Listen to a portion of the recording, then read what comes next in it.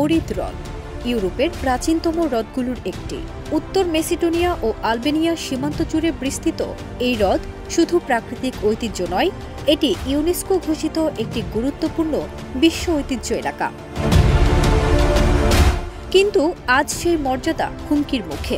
2017 সাল থেকে টানা 3 বার ইউনেস্কোর বিশেষজ্ঞ দল এই এলাকাকে রেড কার্ড দেখিয়েছে, কারণ পর্যটনের চাপ, অপরিকল্পিত নির্মাণ ও দুর্বল প্রশাসনিক ব্যবস্থাপনা।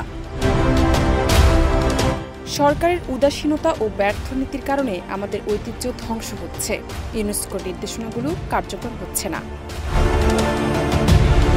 পর্যটকদের চলাফেরা, রাস্তার ধারে নৌকা, হ্রদের পাড়ে সাইকেল স্ট্যান্ড, 200 ইউনিক প্রজাতির প্রাণী আর বিশেষ প্রজাতির ট্রাউট মাছের আবাসভূমি ওরিদ হ্রদ আজ ভুগছে দূষণ আর অব্যবস্থাপনার জটিলতায়। এটি শুধু আমাদের অঞ্চল নয়, সারা বিশ্বের। ওরিদ বিশ্বের মাত্র 49টি স্থান, যা একসাথে প্রাকৃতিক ও সাংস্কৃতিক ঐতিহ্য হিসেবে স্বীকৃত। এটা আমাদের গর্ব।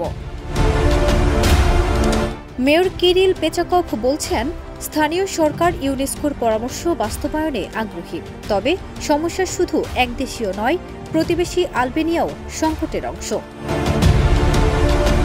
সমস্যার বড় অংশ আলবেনিয়ার পাশে। আন্তঃরাষ্ট্রীয় সহযোগিতা ছাড়া সমাধান সম্ভব নয়। ওরিদ যেন আজ দাঁড়িয়ে আছে এক চূড়ান্ত পরীক্ষার মুখে। পর্যটন আর ঐতিহ্য রক্ষার ভারসাম্য রক্ষা করতে না পারলে হারাতে হতে পারে এই আন্তর্জাতিক স্বীকৃতি। ফারজানা নিকিতা, দেশ রূপান্তর।